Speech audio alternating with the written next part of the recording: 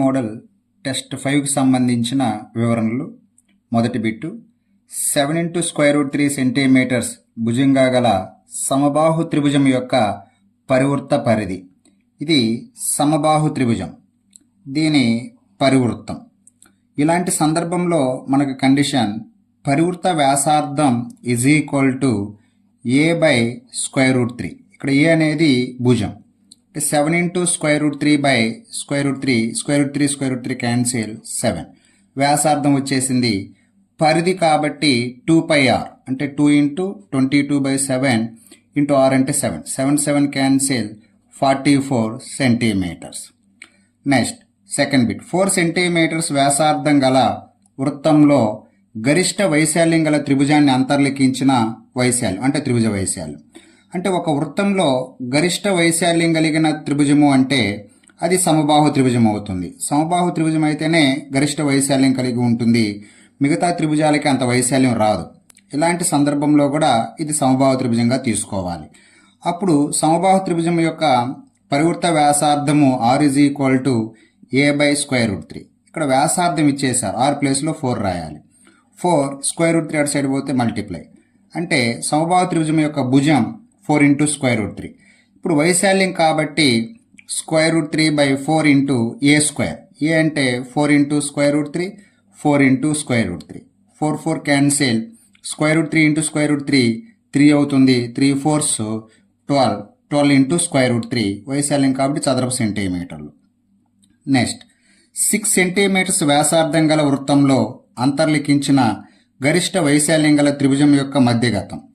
ఇక్కడ కూడా ఒక వృత్తంలో గరిష్ట వైశాల్యం కలిగిన త్రిభుజము అంటే అది సమబాహు త్రిభుజం. ఈ సమబాహు త్రిభుజంలో పరివృత్తం అన్నప్పుడు r = a/√3. ఇక్కడ వ్యాసార్థం ఇచ్చేశారు 6. 6 = a/√3 అంటే a = 6 × √3. ఇక్కడ మధ్యగతము అన్నారు. మధ్యగతము అంటే ఎత్తు అనే అర్థం.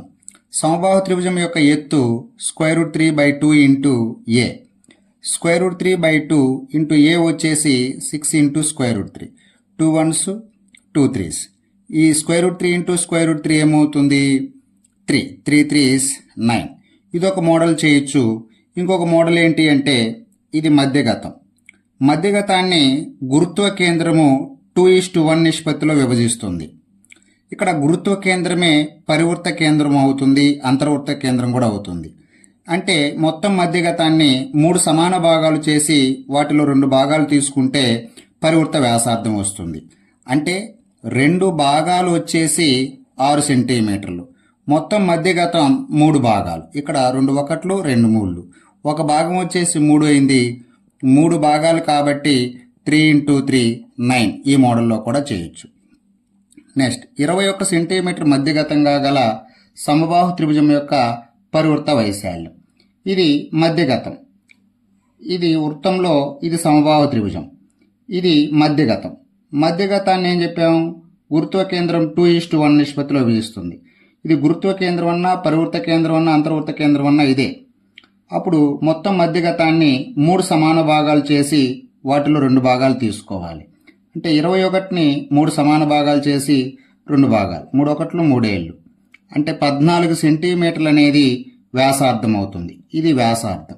ఇప్పుడు పరివృత్త వైశాల్యం. పరివృత్త వైశాల్యం πr². 22/7 r² అంటే 14 × 14. 7 1లు 7 ఏళ్ళు. ఇప్పుడు 44 14 14. 44 × 14. 14 56. అదొక 56 5 61. 616 చదరపు సెంటీమీటర్లు. 14 × √3 సెంటీమీటర్లు భుజంగా గల సమబాహు త్రిభుజంలో అంతర్లిఖించిన గరిష్ట వైశాల్యం గల వృత్త వ్యాసం. సమబాహు త్రిభుజంలో అంతర్లిఖించిన, ఇది సమబాహు త్రిభుజము, దీనిలో అంతర్లిఖించిన వృత్తం అంటే అంతర్వృత్తం అని అర్థం. ఇది భుజం.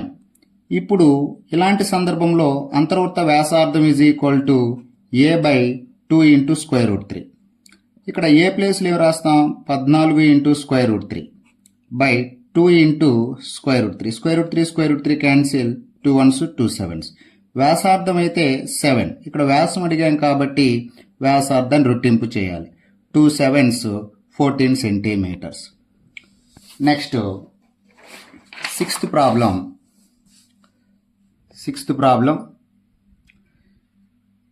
21 సెంటీమీటర్లు ఎత్తుగా గల సమబాహు త్రిభుజంలో అంతర్లిఖించిన గరిష్ట వైశాల్యం గల వృత్త వైశాల్యం. అంటే ఇది సమబాహు త్రిభుజం, దీనిలో అంతర్లిఖించిన వృత్తం, ఇది మొత్తం ఎత్తు. ఈ గురుత్వ కేంద్రం అన్న పరివృత్త కేంద్రం అన్న అంతర్వృత్త కేంద్రం అన్న ఒకటే. దీన్ని 2:1 నిష్పత్తిలో విభజిస్తుంది. 2 భాగాలు వచ్చేసి పరివృత్త వ్యాసార్థం అవుతుంది, ఒక భాగం వచ్చేసి అంతర్వృత్త వ్యాసార్థం అవుతుంది. అంటే ఈ మధ్యగతాన్ని లేక ఎత్తుని 3 సమాన భాగాలు చేసి దానిలో ఒక భాగం తీసుకుంటే అదే అంతర్వృత్త వ్యాసార్థం. 3 1 3 r = 7 సెంటీమీటర్స్. ఇప్పుడు వృత్త వైశాల్యం కాబట్టి πr², 22/7 ఇంటూ r² అంటే 7 × 7, 7 7s. 7 14, 14 1 15. ఇది చదరపు సెంటీమీటర్లు. ఒక సమబాహు త్రిభుజంలో 6 × √3 వ్యాసార్థం గల గరిష్ట వైశాల్యం గల వృత్తాన్ని అంతర్లిఖిస్తే సమబాహు త్రిభుజం యొక్క మధ్యగతం. అంటే ఈ సమబాహు త్రిభుజంలో గరిష్ట వైశాల్యం కలిగిన వృత్తం అంటే ఇది వ్యాసార్థం 6 × √3.